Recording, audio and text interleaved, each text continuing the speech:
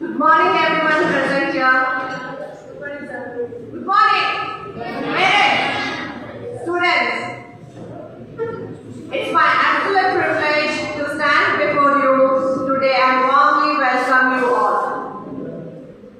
Firstly, I welcome our Honorable Secretary, Mr. Jagdesh, Wilson Garden Education Society, sir, who is presiding this function. I welcome you, sir.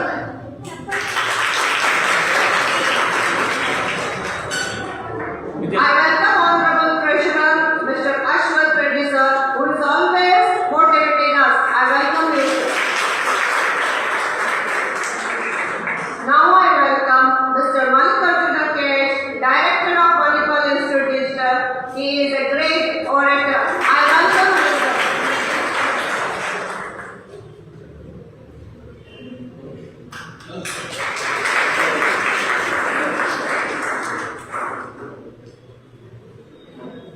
Now I welcome dedicated faculty members, proud parents, and our newest batch, new students.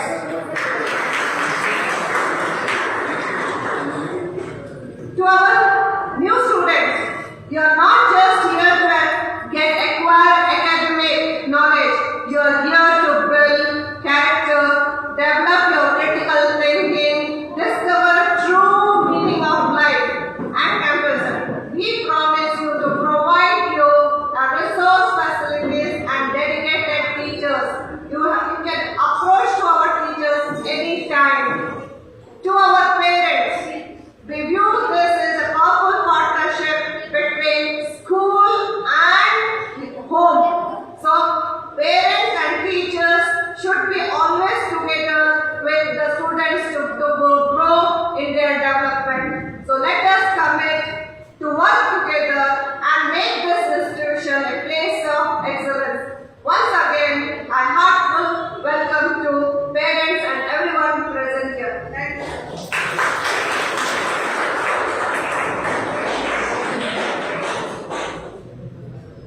ಎಲ್ಲರನ್ನು ಸ್ವಾಗತಿಸಿದ ಪ್ರಾಂಶುಪಾಲ ಅವರಿಗೆ ಧನ್ಯವಾದಗಳು.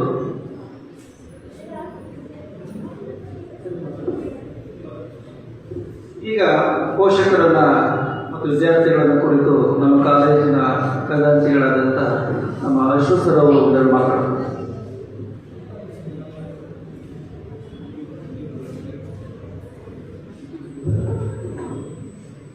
ಎಲ್ಲರಿಗೂ ನಮಸ್ಕಾರ. ನಮ್ಮ ಸ್ಕೂಲಿಂದಾನೇ ಕಾಲೇಜ್ಗೆ ಹೋಗಿರೋರು ಎಷ್ಟು ಜನ ಇದ್ದಾರೆ? ನಮ್ಮ ಸ್ಕೂಲಿಂದಾನೆ. ಓಕೆ, ಈಗ ನಮ್ಮ ಸ್ಕೂಲಿಂದ ಕಾಲೇಜ್ಗೆ ಹೋಗಿರೋರು ಅವ್ರಿಗೆಲ್ಲರಿಗೂ ಗೊತ್ತು ನಾನು ಯಾರು ಅಂತ, ನಾನು ಏನು ಹೇಳ್ತೀನಿ ಅಂತ ಅವ್ರಿಗೆ ಗೊತ್ತು. ಬೇಕಾದ್ರೆ ಡೈಲಿ ಅವ್ರಿಗೆ ಹೇಳ್ತಾನೆ ಇರ್ತೀನಿ ಏನೇನು ಮಾಡಬೇಕು ಏನು ಮಾಡಬೇಕು ಅಂತ. ಬೇರೆ ಅವ್ರಿಗೆ ಒಂದು ಸ್ವಲ್ಪ ಹೇಳ್ಬೇಕು ನಮ್ಮ ಕಾಲೇಜು ಅಂದರೆ ನಮ್ಮ ಕಾಲೇಜು ಯಾವ ಥರ ಸ್ಟ್ರಿಕ್ಟಾಗಿ ಮಾಡ್ತೀವಿ. ಈಗ ಪೇರೆಂಟ್ಸ್ಗೆ ಏನೋ ಒಂಥರ ಭಾಳ ಖುಷಿಯಾಗಿರುತ್ತೆ. ಇವತ್ತು ನಮ್ಮ ಹುಡುಗ SSLC ಪಾಸ್ ಮಾಡಿದ್ದಾನೆ, ಕಾಲೇಜಿಗೆ ಸೇರಿಸಿದ್ದಾರೆ. ಡೆಫಿನೆಟ್ಲಿ ನಿಮಗೆ ತುಂಬ ಖುಷಿಯಾಗಿರುತ್ತೆ. ಬಟ್ ಕಾಲೇಜ್ ಸೇರಿಸಿದ ತಕ್ಷಣ ನಿಮ್ಮ ರೆಸ್ಪಾನ್ಸಿಬಿಲಿಟಿ ಜಾಸ್ತಿ ಆಗುತ್ತೆ. ನಮಗೆ ಪ್ರಾಬ್ಲಮ್ ಆಗ್ತಾ ಇರೋದು ಅದೇ. ಯಾಕೆಂದರೆ ನಿಮ್ಗೇನು ಬರ್ತೀವಿ, ಕಾಲೇಜ್ ಸೇರಿಸ್ಬಿಟ್ಟಿದ್ದೀನಿ, ನಾನು ಮುಗ್ದಾಯ್ತು, ಎಲ್ಲ ಕಾಲೇಜವ್ರು ನೋಡ್ಕೊತಾರೆ ಅಂತ ನೀವು ಅನ್ಕೊಳ್ತೀರ. ಆದರೆ ಈ ಏಜ್ ಅಂತ ಏನಿದೆ, ಈ ಏಜ್ನ ಇಂಗ್ಲೀಷಲ್ಲಿ ಅಡಾಲಸೆಂಟ್ ಏಜ್ ಅಂತಾರೆ. ಅಡಾಲಸೆಂಟ್ ಏಜ್ ಅಂತಂದರೆ ಅವ್ರಿಗೆ ಹಾರ್ಮೋನ್ಸು ತುಂಬ ಆ್ಯಕ್ಟಿವ್ ಆಗಿರುತ್ತೆ. ಈ ಏಜಲ್ಲಿ ಹಾರ್ಮೋನ್ಸ್ ಎಷ್ಟಿರುತ್ತೆ ಅಂತಂದರೆ ಬ್ರಹ್ಮಾಸ್ತ್ರ ಮಾಡೋಕ್ಕೂ ಆಗುತ್ತೆ ಅವ್ರ ಕೈಯಲ್ಲಿ, ನಾಶ ಆಗೋಕ್ಕೂ ಆಗ್ಬೋದು, ಇಲ್ಲ ದೊಡ್ಡ ವ್ಯಕ್ತಿನೂ ಆಗ್ಬೋದು, ಇಲ್ಲ ನಾಶನೂ ಆಗ್ಬೋದು. ಆ ಥರ ಒಂದು ಆ್ಯಟಿಟ್ಯೂಡು ಎಸ್ಪೆಷಲಿ ಕಾಲೇಜ್ ಬಂದಾಗಿರುತ್ತೆ. ಸೊ ಅದನ್ನು ನೀವು ಒಂದು ಸ್ವಲ್ಪ ಮನೆಗಡಬೇಕು. ನೀವೇನು ಅನ್ಕೊಳ್ತೀರಾ? ನಾನು ಹೇಳಿದಾಗೆ ಕಾಲೇಜ್ ಹೋಗಿದ್ದೆ, ಯಾಕಂದ್ರೆ ನಮಗೆ ಇದೆಲ್ಲ ಎಕ್ಸ್ಪೀರಿಯನ್ಸ್ ಆಗಿದೆ. ನಾನೀಗ 10ನೇ ವರ್ಷ ನಾನು ಕಾಲೇಜ್ಗೆ ಹೋಗಿದ ತಕ್ಷಣ ಸರ್ ನೀವು ಪೇರೆಂಟ್ಸ್ ಮೀಟಿಂಗ್ ಕರೆದ್ರೂ ಬರಲ್ಲ, ಇಲ್ಲ ಬರ್ತೀರಾ ಸರ್ ನಿಮ್ಗೆ ಕೆಲಸ ಇದೆ ಅಂತ ಅಂದ್ಬಿಟ್ಟು ಹೋಗ್ಬಿಡ್ತೀರಾ, ಸುಮ್ಮನೆ ಸೈನ್ ಹಾಕ್ಬಿಟ್ಟು ಹೋಗ್ಬಿಡ್ತೀರಾ. ಟೀಚರ್ಸ್ ಕರೀತಾ ಇರ್ತಾರೆ. ಆಮೇಲೆ ನಮ್ಮಲ್ಲೇ ಒಂದು ಎಡ್ಯೂಬ್ರಿಕ್ ಸಾಫ್ಟ್ವೇರ್ ಅಂತ ಮಾಡಿದ್ದೀವಿ. ಈಗ ಅವ್ರು ಬಂದಿದ್ದಾರೆ, ನಿಮ್ಮ ಪೇರೆಂಟ್ಸ್ಗೆ ಹೇಳ್ತಾರೆ ಆ ಎಡ್ಯೂಬ್ರಿಕ್ ಸಾಫ್ಟ್ವೇರಲ್ಲಿ ನಿಮ್ಮ ಮೊಬೈಲಲ್ಲಿ ನಿಮ್ಮ ಹುಡುಗ ಬೆಳಗ್ಗೆ ಕಾಲೇಜ್ ಬಂದಿದ್ನೋ ಇಲ್ವೋ ಅಂತ ನಿಮ್ಗೆ 11 ಗಂಟೆ ಅಷ್ಟೊತ್ತಿಗೆ ಬಂದ್ಬಿಡುತ್ತೆ ಮೆಸೇಜ್ ಬಂದಿದ್ದಾರಾ ಇಲ್ವಾ ಅಂತ. ಯಾಕೆ ಬೆಳಗ್ಗೆ ಅವನು ಹೇಳ್ಬಿಟ್ಟು ಬರ್ತಾನೆ ನೀವು ಕಾಲೇಜ್ ಬರ್ತೀನಿ ಅಂತ, 11 ಗಂಟೆ ಅಷ್ಟೊತ್ತಿಗೆ ಅವ್ರು ಕಾಲೇಜ್ ಬಂದಿಲ್ಲ ಅಂತಂದ್ರೆ 10:30 ಅಷ್ಟೊತ್ತಿಗೆ ಬಂದ್ಬಿಡುತ್ತೆ ನಿಮಗೆ ಮೆಸೇಜ್. ಇಮ್ಮಿಡಿಯೇಟ್ ಆಗಿ ನಿಮ್ಗೆ ಮೆಸೇಜ್ ಬಂದಿದ ತಕ್ಷಣ ನೀವು ನೋಡಬೇಕು ಅವ್ನು ಕಾಲೇಜ್ ಬಂದಿಲ್ಲ ಅಂತ ಬರುತ್ತೆ. ಕಾಲೇಜಿಗೆ ಬಂದಿಲ್ಲ ಅಂತಂದ್ರೆ ಅವ್ನು ಎಲ್ಲಿದ್ದಾನೆ, ಎಲ್ಲಿ ಹೋಗ್ತಾ ಇದ್ದಾನೆ, ಯಾವ ಪಿಕ್ಚರ್ಗೆ ಹೋಗ್ತಾ ಇದ್ದಾನೆ, ಯಾವುದು ಪಾರ್ಕ್ ಹೋಗ್ತಾ ಇದ್ದಾನೆ. ಆಮೇಲೆ ಕಾಲೇಜಲ್ಲಿ ಏನು ನಡೀತಾ ಇದೆ ಅದು ಕೂಡ ಬರುತ್ತೆ ನಿಮಗೆ. ಸಾಯಂಕಾಲ ನಿಮ್ಮ ಮೊಬೈಲ್ ತೆಗೆದ್ರೆ ಆ ವಾಟ್ಸಪ್ ನೋಡೋದು ಸ್ವಲ್ಪ ಕಡಿಮೆ ಮಾಡೋದು. ಯಾಕಂದರೆ ವಾಟ್ಸಪ್ಪನ್ನು ನಾವು ಕಳ್ಸೋದಿಲ್ಲ, ಗೌರ್ಮೆಂಟ್ ಆರ್ಡರ್ ಪ್ರಕಾರ ನಾವು ವಾಟ್ಸಪ್ಪಲ್ಲಿ ಏನೂ ಕಳ್ಸೋದಿಲ್ಲ. ಸೊ ಈಗ ನಮ್ಮದೇ ಆದಂಥ ಸಾಫ್ಟ್ವೇರ್ ಇದೆ, ಎಡೋ ಸಾಫ್ಟ್ವೇರ್ ಅಂತ, ಅವರು ಅದಕ್ಕೋಸ್ಕರ ಬಂದಿದ್ದಾರೆ, ನಿಮ್ಗೆ ಟ್ರೈನ್ ಮಾಡ್ತಾರೆ. ಅದೊಂದು ನಿಮ್ಗೆ ಒಂದು ಪಾಸ್ವರ್ಡ್ ಕೊಡ್ತಾರೆ, ನಿಮ್ಮ ಮೊಬೈಲ್ ನಂಬರ್ ಹಾಕಿದ್ರೆ ನಿಮ್ಮ ಹುಡುಗ ಏನೇನು ಮಾಡ್ತಾ ಇದ್ದಾರೆ ಈ ಕಾಲೇಜಲ್ಲಿ, ನಾಳೆ ಟೆಸ್ಟ್ ಇದೆಯಾ ಇಲ್ಲ ಏನೇನು ಪೋರ್ಷನ್ ಆಗ್ತಾ ಇದೆ ಎಲ್ಲನೂ ಬರುತ್ತೆ. ಆದರೆ ಪ್ರಾಬ್ಲಮ್ ಏನಂತಂತಂದರೆ ಎಲ್ಲ ಮಾಡಿದ್ರು ನೀವು ನೋಡಿರಲ್ಲ. ನಮ್ಗೆ ನೋಡೋಕ್ಕೆ ಬರಲ್ಲ ಅಂತಂತಲ್ಲ, ನೋಡೋಕ್ಕೆ ಬರಲ್ಲ ಅಂತ ಹೇಳಿಲ್ಲ. ನೀವು ವಾಟ್ಸಪ್ ಸಿಗ್ತಾ ಇರ್ತೀರಾ, ಯೂಟ್ಯೂಬ್ ನೋಡ್ತೀರಾ, ಬೇರೆ ಆ್ಯಪ್ ನೋಡ್ತೀರಾ, ನಿಮಗೆ ಓಲಾ ಬುಕ್ ಮಾಡ್ತೀರಾ, ಎಲ್ಲನೂ ಬುಕ್ ಮಾಡ್ತೀರಾ. ಅಲ್ಲಿ ಇದು ಮಾತ್ರ ನೋಡಲ್ಲ ನೀವು. ಮತ್ತು ನಿಮ್ಮ ಮಕ್ಕಳೇ ಅದನ್ನ ಒಂದು ಸ್ವಲ್ಪ ಸ್ಪಾಯಿಲ್ ಮಾಡ್ತಾರೆ. ಯಾಕೆಂದ್ರೆ ನನ್ನ ಎಕ್ಸ್ಪೀರಿಯನ್ಸ್ ಪ್ರಕಾರ ನಿಮಗೆ ಅದು ಬರ್ದಂಗೆ ಮಾಡ್ತಾರೆ ನಿಮ್ಮ ಮಕ್ಕಳು. ಅವ್ರು ಭಾಳ ಇಂಟೆಲಿಜೆಂಟ್ ಇರ್ತಾರೆ ನಿಮ್ಮ ಮಕ್ಕಳು, ಅದನ್ನ ಬರ್ದಂಗೆ ಮಾಡ್ತಾರೆ. ಸೊ ನಿಮ್ಗೆ ಆ ಥರ ಏನಾದರೂ ಇದ್ದರೆ ನಾವು ಇಮಿಡಿಯೇಟಾಗಿ ನಮ್ಮ ಪ್ರಿನ್ಸಿಪಲ್ಗಾಗಲಿ, ಆಮೇಲೆ ಕ್ಲಾಸ್ ಟೀಚರ್ ಅಂತ ಒಬ್ಬರು ಮಾಡಿರ್ತೀವಿ ನಾವು, ಒಂದೊಂದು ಸೆಕ್ಷನ್ಗೆ ಒಂದು ಕ್ಲಾಸ್ ಟೀಚರ್ ಅಂತ ಮಾಡಿರ್ತೀವಿ. ಅವರು ನಿಮ್ಮ ಹುಡುಗರ ಬಗ್ಗೆ ಇಲ್ಲ ಹುಡುಗಿ ಬಗ್ಗೆ ಎಲ್ಲ ಗೊತ್ತಿರುತ್ತೆ ಅವ್ರಿಗೆ, ಕ್ಲಾಸ್ ಟೀಚರ್ಗೆ. ಆ ಕ್ಲಾಸ್ ಟೀಚರ್ ನಂಬರ್ ಕೂಡ ಕೊಟ್ಟಿರ್ತೀವಿ ನಿಮಗೆ. ನೀವು ಬೇಕಾದ್ರೆ ಡೈಲಿ ಫೋನ್ ಮಾಡ್ಬೋದು ಅವ್ರಿಗೆ. ಡೈಲಿ ಫೋನ್ ಮಾಡಿ, ಸರ್ ನಮ್ಮ ಹುಡುಗ ಬರ್ತಾ ಇದ್ದಾನ, ನಮ್ಮ ಹುಡುಗ ಇದು ಮಾಡ್ತಾ ಇದ್ದಾನ, ಓದ್ತಾ ಇದ್ದಾನ, ಇಷ್ಟು ನೀವು ಮಾಡಿದ್ರೆ ಏನು ಬೇಕಿದ್ರು ನಾವು ಮಾಡೋಣ. ಅವನ್ನ ಪಾಸ್ ಮಾಡೋದಾಗಲಿ, ಅವನ ಮುಂದೆ ಏನು ಮಾಡಬೇಕು, ಅವನು ಯಾವ ಥರ ಮುಂದೆ ವಿದ್ಯಾಭ್ಯಾಸ ಮಾಡಬೇಕು, ಯಾವ ಥರ ಕೆಲಸ ಮಾಡಬೇಕು, ಅವೆಲ್ಲ ನಾವು ಹೇಳ್ಕೊಡ್ತೀವಿ. ಆದರೆ ಇಷ್ಟು ಕೆಲಸ ನೀವು ಮಾಡಬೇಕು. ಬೆಳಗ್ಗೆ ಎದ್ದು ಟಿಫನ್ ಮಾಡಿ ಕಳಿಸ್ಬೇಕು. ಈಗ ಎಷ್ಟೊಂದು ಜನ ನಾನು ನೋಡ್ತಾ ಇದ್ದೀನಿ, 10 ಗಂಟೆಗೆ ಬಂದಿರ್ತಾರೆ, ಅರ್ಧಕ್ಕೆ ಅರ್ಧ ದಿನ ಟಿಫನ್ ಮಾಡಿರಲ್ಲ. ಅದು ನನಗೆ ಗೊತ್ತಿಲ್ಲ, ಯಾಕಂದ್ರೆ ನಾವತ್ತು 7:30 ಊಟ ಮಾಡೋರು ನಾವು. 10 ಗಂಟೆ 11 ಗಂಟೆಗೆ ಕಾಲೇಜ್ ಬಂದಾಗ ಟಿಫನ್ ಮಾಡಿರಲ್ಲ. ಅವ್ರು ಏನು ಕ್ಲಾಸಿಗೆ ಕುತ್ಕೊತಾರೆ? ಪೇರೆಂಟ್ಸ್ ಆದ ರೆಸ್ಪಾನ್ಸಿಬಿಲಿಟಿ ಅದು ಇರುತ್ತೆ. ಅವರಿಗೆ ಊಟ ಕೊಡೋದಾಗಲಿ, ಅವರಿಗೆ ಒಂದು ಸ್ವಲ್ಪ ಕಾಲೇಜಿಗೆ ರೆಡಿ ಮಾಡಿ ಕಳಿಸೋದಾಗಲಿ, ಇಲ್ಲ ಅವನು ರಾತ್ರಿ ನಿದ್ದೆ ಮಾಡಿದರೆ ಬೆಳಗ್ಗೆ ಎದ್ದು ಕಾಲೇಜಿಗೆ ರೆಡಿ ಮಾಡಿಸಿ ಕಳಿಸೋದಾಗಲಿ, ಇದೆಲ್ಲನೂ ನೀವು ಅಂದ್ಕೊಂಡಂಗೆ ನಾವು ಮಾಡೋದಿಲ್ಲ, ಅದು ನೀವೇ ಮಾಡಬೇಕು. ಇಷ್ಟು ನೀವು ಮಾಡಿ ನೀವು ಕಾಲೇಜಿಗೆ ಕಳಿಸಿ, ಕಾಲೇಜಲ್ಲಿ ನಾವನ್ನ ಯಾವ ಥರ ನಾವು ಪಾಸ್ ಮಾಡಿಸ್ಬೇಕು, ಯಾವ ಥರ ಅವನಿಗೆ ವಿದ್ಯೆ ಕೊಡಬೇಕು, ಯಾವ ಥರ ಅವ್ನು ನಾಲೆಡ್ಜ್ ಬರಬೇಕು, ಯಾವ ಥರ ಅವ್ನು ಇದು ಮಾಡಬೇಕು, ಎಲ್ಲ ನಾವು ಲಿಖಿತ ನಾವು. ಇದು ನಮಗೆ ನಿಮ್ಮ ಕೈಯಿಂದ ನಿಮ್ಮ ಕಡೆಯಿಂದ ನಮಗೆ ಬೇಕಾಗಿರುವಂಥ ಒಂದು ಇದು. ಇನ್ನು ಪದೇ ಪದೇ ನಾವು ಮಾತಾಡ್ತಾ ಇರ್ತೀವಿ, ಯಾಕೆಂದರೆ ನಿಮಗೆ PUC ನಲ್ಲಿ ಎಸ್ಪೆಷಲಿ ಕಾಮರ್ಸ್ ಸೇರಿರ್ತೀರಾ. ಆಮೇಲೆ ನಿಮ್ಮಲ್ಲಿ ತಲೆಯಲ್ಲಿ ಏನೋ ಇರುತ್ತೆ, ನಾವು ಬಡವರು, ನಮ್ಗೆ ಓದ್ಸೋಕ್ಕಾಗಲ್ಲ, ಇವೆಲ್ಲ ತೆಗೆದುಬಿಡಿ. ಇವತ್ತು ದಿವಸ ಈ ವರ್ಷದ IAS ಆಫೀಸರ್ ಫಸ್ಟ್ ರ್ಯಾಂಕ್ ಬಂದಿರೋನು ರಿಕ್ಷಾ ತುಳಿತಾ ಇದ್ದವನ ಮಗ ಬಿಹಾರಲ್ಲಿ. ಅವನು IAS ಅಲ್ಲಿ ಫಸ್ಟ್ ರ್ಯಾಂಕ್ ಇದ್ದಿದ್ದಾನೆ. IAS ಅಲ್ಲಿ ಒಂದು ವರ್ಷದಲ್ಲಿ ಏನಿಲ್ಲ ಅಂತಂದ್ರೆ 20ರಿಂದ 30 ಜನ ಕೂಲಿಕಾರ ಮಕ್ಕಳು, ರೈಲ್ವೆನಲ್ಲಿ ಕೆಲಸ ಮಾಡೋರು, ತುಂಬ ಕೆಳಭಾಗದಲ್ಲಿ ಬಂದಿರೋರು, ಅವರು ಪಾಸ್ ಮಾಡ್ತಾ ಇದ್ದಾರೆ. ನೀವು ಯಾವುದೇ ತಗೊಳ್ಳಿ ಎಕ್ಸಾಮ್, ಇಂಥ ಹುಡುಗರೇ ಪಾಸ್ ಮಾಡ್ತಾ ಇದ್ದಾರೆ. ಯಾಕೆಂದರೆ ತುಂಬ ಚೆನ್ನಾಗಿ ದುಡ್ಡಿರೋ ಮಕ್ಕಳು ಆ ಥರ ಎಕ್ಸಾಮ್ಸ್ ತಗೊಳ್ಳಲ್ಲ. ಸೊ ನಿಮಗೆ ಆ ಥರ ಏನಾದರೂ ಒಂದು ಭಾವನೆ ಇದ್ದರೆ, ನಾನು ಮುಂದಕ್ಕೆ ಓದ್ಸೋಕ್ಕಾಗಲ್ಲ, ನಾವು ಬಡವರು, ಇವರೇ ಮಾಡ್ತಾ ಇದ್ದಾರೆ ಸರ್, ನನಗೆ ತುಂಬ ಕಷ್ಟ ಸರ್. ಎಷ್ಟು ಕಷ್ಟ ಬಂದರೂ ಕೂಡ ಇವತ್ತು ದಿವಸ ಗೌರ್ಮೆಂಟ್ ಕರ್ನಾಟಕ ಗೌರ್ಮೆಂಟ್ ಆಗಲಿ, ಗೌರ್ಮೆಂಟ್ ಆಫ್ ಇಂಡಿಯಾ ಆಗಲಿ, ಅವನೊಂದು ಓದ್ತಾನೆ ಅಂತಂದರೆ ಅವನಿಗೆ ಒಂದು ದಾರಿ ಇದೆ. KPSC ಎಕ್ಸಾಮ್ ಆಗ್ಬೋದು, IAS ಎಕ್ಸಾಮ್ ಆಗ್ಬೋದು, MAT ಎಕ್ಸಾಮ್ ಆಗ್ಬೋದು, ಸಬ್ ಇನ್ಸ್ಪೆಕ್ಟರ್ ಎಕ್ಸಾಮ್ ಆಗ್ಬೋದು. ನಿಮಗೆ ಪೇಪರ್ ಅವ್ರು ಹೇಳ್ತಾರೆ, 50 ಲಕ್ಷ ಕೊಡಬೇಕು, ಒಂದು ಸಬ್ ಇನ್ಸ್ಪೆಕ್ಟರ್ ಆದರೆ ಆಗಬೇಕು ಅಂತಂದರೆ ಎಲ್ಲ 1 ಲಕ್ಷ 1 ಕೋಟಿ ಕೊಡಬೇಕು, ನಮಗೆಲ್ಲ ಎಲ್ಲ ಆಗುತ್ತೆ. ಅವೆಲ್ಲ ಸುಳ್ಳು.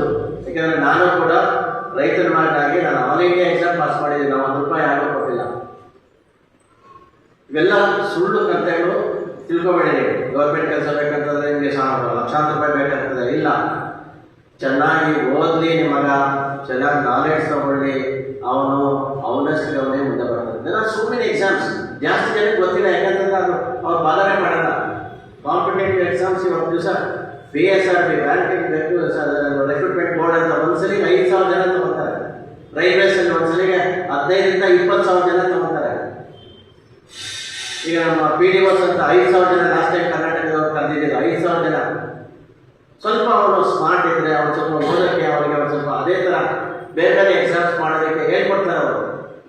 ಬಟ್ ನಾನು ನೋಡಿರೋದು ಇಲ್ಲಿ ಬರುವಂಥ ಮಕ್ಕಳು ಯಾರನ್ನೂ ಆ ಥರ ಅಟೆಂಟಿವ್ ಆಗಿ ನಮ್ಗೆ ಏನೇನೋ ಆಸೆ ಇದೆ. ಅವ್ರಿಗೊಂದು IAS ಮಾಡಿಸ್ಬೇಕು, ಅವ್ರಿಗೊಂದು KS ಮಾಡಿಸ್ಬೇಕು, ಅವ್ರಿಗೊಂದು ತಹಶೀಲ್ದಾರ್ ಮಾಡಿಸ್ಬೇಕು, ಅವ್ರಿಗೊಂದು ಸಬ್ ಇನ್ಸ್ಪೆಕ್ಟರ್ ಮಾಡಿಸ್ಬೇಕು, ಅವ್ರಿಗೊಂದು ಬ್ಯಾಂಕ್ ಮ್ಯಾನೇಜರ್ ಮಾಡಿಸ್ಬೇಕು ಅಂತ ನಮಗೂ ಆಸೆ ಇದೆ. ಆದರೆ ಸರ್ ನಾನು ಓದ್ತೀನಿ, ನನಗೆ ಹೇಳ್ಕೊಡಿ ಸರ್, ನನಗೆ ಈ ಥರ ಏನು ಡೈರೆಕ್ಷನ್ ಕೊಡಿ ಅಂತ ನಮ್ಮ ಹತ್ರ ಇವ್ರಿಗೂ ಒಬ್ಬರು ಬಂದಿಲ್ಲ. ಸೊ ನೀವು ಒಂದು ಸ್ವಲ್ಪ ಕೋಆಪರೇಟ್ ಮಾಡಿದ್ರೆ ಪೇರೆಂಟ್ಸ್ ಆದವರು, ನಾನು ನನ್ನ ಕಡೆಯಿಂದ, ನಮ್ಮ ಮ್ಯಾನೇಜ್ಮೆಂಟ್ ಕಡೆಯಿಂದ 100% ಅಶ್ಯೂರೆನ್ಸ್ ಮಾಡ್ತೀನಿ. ಡೆಫಿನೆಟ್ಲಿ ಆಲ್ ಯುವರ್ ಚಿಲ್ಡ್ರನ್, ನಿಮ್ಮ ಎಲ್ಲ ಮಕ್ಕಳನ್ನ ಒಂದು ಹಂತಕ್ಕೆ ತಲುಪಿಸೋ ಜವಾಬ್ದಾರಿ ನಮ್ಮ ಮೇಲೆ ನಾವು ಮಾಡ್ತೀವಿ. ನೀವು ಮಾಡಬೇಕು. ಸೊ ಜಾಸ್ತಿ ಮಾತಾಡೋದು ಬೇಡ, ಯಾಕೆಂದರೆ ಇನ್ನೂ ಇದೇ ಥರ ಪದೇ ನಾನು ಪೇರೆಂಟ್ಸ್ ಮೀಟಿಂಗ್ ಕರೀತಾ ಇರ್ತೀನಿ, ಪೇರೆಂಟ್ಸ್ ಮೀಟಿಂಗಲ್ಲಿ ಮಾತಾಡ್ತೀನಿ. ದಯವಿಟ್ಟು ಒಂದೇ ಒಂದು ಅಂತಂತಂದರೆ, ಅವರು ಫೋನ್ ಮಾಡಿದಾಗ ಇಲ್ಲ ನಿಮಗೆ ಆ ಸಾಫ್ಟ್ವೇರ್ ಭಾಳ ಈಸಿ, ನೀವು ಈಗ ಅಂದಿದ ತಕ್ಷಣ ಬರುತ್ತೆ. ನಿಮ್ಮ ಕಾಲೇಜಲ್ಲಿ ಏನು ನಡೀತಾ ಇದೆ, ಏನು ಹೋಮ್ವರ್ಕ್ ಕೊಟ್ಟಿದ್ದಾರೆ, ಎಲ್ಲರೂ ಇರುತ್ತೆ. ಏನು ಹೋಮ್ವರ್ಕ್ ಕೊಟ್ಟಿರ್ತಾರೆ ಅಂತ ಕೂಡ ಇರುತ್ತೆ. ನಾಳೆ ಟೆಸ್ಟ್ ಇರುತ್ತೆ, ಬಂದಿರುತ್ತೆ, ಮೆಸೇಜ್ ಬರುತ್ತೆ ನಿಮಗೆ. ಇಲ್ಲ ನಾವು ಮೆಸೇಜ್ ಬೇಡ, ನಮಗೆ ಆಡಿಯೋ ಮೆಸೇಜ್ ಆಗುತ್ತಾ? ಆಡಿಯೋ ಮೆಸೇಜ್ ನಮ್ಗೆ ಓದಕ್ಕೆ ಬರಲ್ಲ ಸರ್, ನನಗೆ ಆಡಿಯೋ ಮೆಸೇಜ್ ಅಂತಂದರೆ ನಿಮಗೆ ಫೋನ್ ತೆಗೆದ ತಕ್ಷಣ ನಾಳೆ ನಿಮ್ಮ ಹುಡುಗರಿಗೆ ಟೆಸ್ಟ್ ಇದೆ ಅಂತ ಒಂದು ಆಡಿಯೋ ಮೆಸೇಜ್ ಕೂಡ ಬರುತ್ತೆ. ಆ ಥರ ಬೇಕಾದ್ರೂ ನಾವು ಮಾಡ್ತೀವಿ. ಆದರೆ ನಿಮ್ಮ ಕಡೆಯಿಂದ ನಮಗೆ ಒಂದು ಕೈ ಸಾಕಬೇಕಾಗುತ್ತೆ. 2 ಕೈ ಇದ್ರೇ ಚಪ್ಪಾಳೆ ತಗೋದು. ದಯವಿಟ್ಟು ಇದು ಭಾಳ ಇಂಪಾರ್ಟೆಂಟು. ಈ ಮಕ್ಕಳ ಭವಿಷ್ಯ ಇದು. ಆ ಭವಿಷ್ಯನ ರೂಪಿಸುವಂಥ ಕಾಲೇಜ್ ಮೆಟ್ಲಿದು. ಆ ಮೆಟ್ಲಿನ ಹತ್ತೋದಕ್ಕೆ ನೀವು ನಿಮ್ಮ ಸಾಥ್ ನಮ್ಮಂತ ಇದ್ದರೆ ನಾವು ಮಾಡ್ತೀವಿ ಅಂತ ಒಂದು 2 ಮಾತು ಮುಗಿಸ್ತೀವಿ. Thank you very much. ಇಲ್ಲಿಯವರೆಗೂ ಮುಂದಿನ ಭವಿಷ್ಯದ ಬಗ್ಗೆ, ವಿದ್ಯಾರ್ಥಿಗಳ ಪಾತ್ರದ ಬಗ್ಗೆ ತಿಳಿಸ್ಕೊಟ್ಟವರಿಗೆ ಧನ್ಯವಾದಗಳು. ಈ ಹಂತ ಇದೆಯಲ್ಲ, ವಿದ್ಯಾರ್ಥಿಗಳು ಬಹಳ ಸುಳ್ಳು ಹೇಳ್ತಾರೆ. ಈ 2 ವರ್ಷಗಳ ಕಾಲ ಯಾರು ತಮ್ಮ ಮನಸ್ಸನ್ನ ಹಿಡಿತದಿಟ್ಕೊಂಡು ಹೋಗ್ತಾರೆ, ಅವರು ಜೀವನದಲ್ಲಿ ಏನ್ ಬೇಕಾದ್ರೂ ಸಾಧನೆ ಮಾಡ್ತಾರೆ. ಕೆಲಸದ ಏನಾಗುತ್ತೆ ಅಂದ್ರೆ, ಪೇರೆಂಟ್ಸ್ ಗೇಟ್ ವರ್ಗು ಬಿಟ್ಟು ಹೋಗ್ತಾರೆ, ಗೇಟ್ ಒಳಗಡೆ ಬರ್ತಾರೆ, ಕ್ಲಾಸಿಗೆ ಬರಲ್ಲ. ಅವರ ಒಬ್ಬರಿಂದ ಏನಾಗುತ್ತೆ, ಅವ್ರು ನೋಡ್ಕೊಂಡು ಇನ್ನಿಬ್ರು ಏನಾಗ್ತಾರೆ, ಫ್ರೆಂಡ್ಸ್ ಆಗ್ತಾರೆ. ಈ ಏಜ್ ಇದೆಯಲ್ಲ, ಈ PUC ಇದೆಯಲ್ಲ 2 ವರ್ಷ, ಇಸ್ ವೆರಿ ಡೇಂಜರಸ್ ಪೀರಿಯಡ್. ಇಲ್ಲಿ ಯಾರು ತನ್ನನ್ನು ತಾನು ಅರ್ಪಿಸ್ಕೊಳ್ತಾರೆ, ತನ್ನ ಲೈಫನ್ನು ಡೆಡಿಕೇಟ್ ಮಾಡ್ತಾರೆ, ಇನ್ ಫ್ಯೂಚರಲ್ಲಿ ತುಂಬ ಚೆನ್ನಾಗಿರುತ್ತೆ. ಈಗ ನನಗೊತ್ತು ಹಾಗೇನೆ ಯತೀಶ್ ಗೌಡ ಅಂತೇಳಿ ಆರ್ಟ್ಸ್ ಓದಿದ್ರು, BA ಮಾಡಿ B.Ed ಮಾಡಿದ್ರು. 363 ರ್ಯಾಂಕ್ UPSC IAS ಅದು ಮಾಡಿ ಈಗ ಅವನು ಹಾಲು ಕರೀತಾ ಇದ್ದ. 4 ಹಸುಗಳು ಪಟ್ಟು ನನ್ನ ಜೀವನದಲ್ಲಿ ಕೆಲಸ ಸಿಗಲ್ಲ ಅಂತೇಳಿ ಅವರ ಪ್ರೊಫೆಸರ್ ಒಬ್ಬರು ಸಿಕ್ಕಿ ಹೇಳಿದ್ರು, ಜೀವನದಲ್ಲಿ ಸಾಧ್ಯವಾಗ್ತಿರೋದು ಯಾವುದೂ ಇಲ್ಲ, ಆಯ್ತಲ್ಲ, ನಿನ್ನ ಕಷ್ಟ ನೀನು ಮಾಡು, ದೇವರಿಗೆ ನಿನ್ನ ಪ್ರತಿಫಲ ಬಿಡು ಅಂತೇಳಿ ಅವರು 2 ವರ್ಷಗಳ ಕಾಲ ವಿತೌಟ್ ಟ್ಯೂಷನ್ ಇದ್ದಾನೆ. ಏನು ಇಂಟರ್ನೆಟ್ಟಲ್ಲಿ ಸಿಗ್ತಕ್ಕಂಥ ಏನು ಮಾಹಿತಿಗಳಿದೆ ಅದನ್ನು ತಗೊಂಡು 363 ರ್ಯಾಂಕ್ನಲ್ಲಿ IPS ಆಗಿ ಸೆಲೆಕ್ಷನ್ ಆಗಿದೆ. ಸಾಧಕರ ಸುತ್ತಲೇ ವಿನಃ ಸೋಮಾರಿಯ ಸುತ್ತಲ್ಲ. 2 ವರ್ಷಗಳಿಗೆ ಪ್ರತಿ ವಿದ್ಯಾರ್ಥಿಯ ಚಲನವಲನಗಳನ್ನು ನಾವು ಗಮನಿಸ್ತಾ ಇರ್ತೀವಿ. ಯಾವ ವಿದ್ಯಾರ್ಥಿ ಹೇಗೆ, ಅವರು 300 ಜನ ಇರಲಿ, 500 ಜನ ಇರಲಿ, ಪ್ರತಿಯೊಬ್ಬರು ಲೆಕ್ಚರರು, ನಿಮ್ಮ ಪೇರೆಂಟ್ಸ್ಗಿಂತಲೂ ಅತಿ ಹೆಚ್ಚಿನ ಕೇಂದ್ರ ಕೊಟ್ಟಂಥವರು ಈ ಉಪನ್ಯಾಸಕರು. ಅಂಥದ್ರಲ್ಲೂ ಹೋದ್ಸತಿ ಒಬ್ಬ ಹುಡುಗ ಇದ್ದ, ಬದಕರಿಯಿಂದ ಅವರ ತಂದೆ ತಾಯಿ ತುಂಬ ಬಡವರು, ಚಿತ್ರದುರ್ಗದವ್ರಿಗೆ ಆಗ್ತಿದ್ರು. ಆತ ಏನು ಮಾಡ್ತಾ ಇದ್ದ, ಡೈಲಿ ಬೆಳಿಗ್ಗೆ ಸಿನ್ಸಿಯರಾಗಿ 8:00 ಹಾಸ್ಟೆಲ್ ಬಿಡ್ತಾ ಇದ್ದ, ಬಾಕ್ಸಲ್ಲಿ ತಿಂಡಿ ಹಾಕೊಂಡು ಬರ್ತಾ ಇದ್ದ, ಕಾಲೇಜಿಗೆ ಬರ್ತಾ ಇದ್ದ. ಎಲ್ಲಿ ಬರ್ತಾ ಇದ್ದ, ಗೇಟಿಗೆ ಬರ್ತಾ ಇದ್ದ. ಆ ಪಕ್ಕದೊಂದು ಪಾರ್ಕ್ ಇದೆ, ಒಂದು ಆನೆ ಇದೆ. ಆ ಆನೆ ಹತ್ರ ಹೋಗಿ ಅವ್ರು ಕರ್ಕೊಂಡ್ರು. ನಾನು ಸ್ಟೂಡೆಂಟ್ಸ್ ಎಲ್ಲಿರೋದು, ನಾನು ಕಳ್ಸೋದು ಹೋಗಿ ಕರ್ಕೊಂಬನ್ನಿ ಅಂತ ಕರ್ಕೊಂಡ್ಬರೋದು. ಆಮೇಲೆ ವಾರ್ಡನ್ನೆಲ್ಲ ಕರೆದು ನಾವು ಮಾತಾಡಿದ್ವಿ. ಅವರು ಸರ್ ಡೈಲಿ ಬರ್ತಾನೆ ಈ ಥರ ಅಂತ. ಕೊನೆಗೆ ನಾವು ಎಷ್ಟು ಹೇಳ್ಬೇಕು ಮಕ್ಕಳಿಗೆ ಅಷ್ಟನ್ನು ಹೇಳ್ತೀವಿ, ಅದು ನಾವು ಎಷ್ಟು ಒಪ್ಕೊಳ್ತಾರೋ ಅದು ಜೀವನ ಚೆನ್ನಾಗಿರುತ್ತೆ, ಆಯ್ತಲ್ಲ. ಇದೇ ಥರ ಪ್ರೊಟೆಕ್ಟ್ ಮಾಡಿ. ಸೀಮಿತವಲ್ಲದ ವಯಸ್ಸು, ಸೀಮಿತವಲ್ಲದ ಮನಸ್ಸು. ಮನಸ್ಸನ್ನು ಯಾರು ಗ್ರಹಿಸ್ತಾರೆ, ಇನ್ ಫ್ಯೂಚರಲ್ಲಿ ಏನು ಬೇಕಾರೋ. ಈಗ ನಂಬ್ತಿರೋದು, ನಾನು ಸುಮಾರು 9 ವರ್ಷಗಳ ಕಾಲ ಕಾನೂನು ಕಾಲೇಜಿನಲ್ಲಿ ಉಪನ್ಯಾಸಕನಾಗಿದ್ದೆ. 19 ಜನ ನ್ಯಾಯಾಧೀಶರಾಗಿದ್ದಾರೆ ನನ್ನ ಸ್ಟೂಡೆಂಟ್ಸ್. ಮತ್ತು BGS ಸ್ಟಡಿ ಸೆಂಟರ್ ನಾನು ತರಗತಿ ತಗೊಂಡಿದ್ದೆ. ಸುಮಾರು ಜನ ನನ್ನ ವಿದ್ಯಾರ್ಥಿಗಳು IAS ಆಗಿದ್ದಾರೆ, KS ಆಗಿದ್ದಾರೆ, ಸಬ್ ಇನ್ಸ್ಪೆಕ್ಟರ್ಗಳಾಗಿದ್ದಾರೆ, PDOಗಳಾಗಿದ್ದಾರೆ.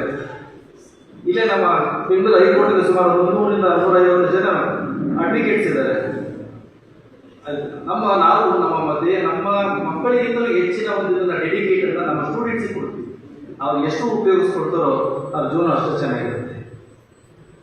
ಅದರ ಬಗ್ಗೆ ತಂದೆ ತಾಯಿಗಳು ಹೆಚ್ಚು ಗಮನ ಕೊಡಿ. ಏಕೆಂದರೆ ಈ ಹಂತದಲ್ಲಿ ಒಬ್ಬ ವಿದ್ಯಾರ್ಥಿಯ ಜೊತೆಗೆ ಇನ್ನೂ 4 ಜನ ತನ್ನ ಜೀವನವನ್ನೇ ಹಾಳು ಮಾಡಿಕೊಡ್ತಾರೆ. ಸುಳ್ಳು ಹೇಳೋದು ಜಾಸ್ತಿ ಇದೆ ಮಕ್ಕಳು, ಆಯ್ತಲ್ಲ. ಎಲ್ಲೋ 100ರಲ್ಲಿ 2-3 ಜನ ಮಾತ್ರ ಸತ್ಯ ಹೇಳ್ಬೋದು.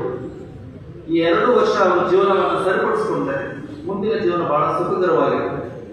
First effort, next result. Without effort, no result.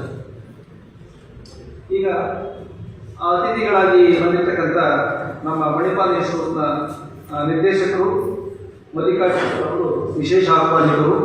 ತಮ್ಮ ಅಂದರೆ ವಿದ್ಯಾರ್ಥಿ ಮತ್ತು ಪೋಷಕರನ್ನ ಕುರಿತು ಒಂದೆರಡು ಮಾತಾಡ್ತಾರೆ.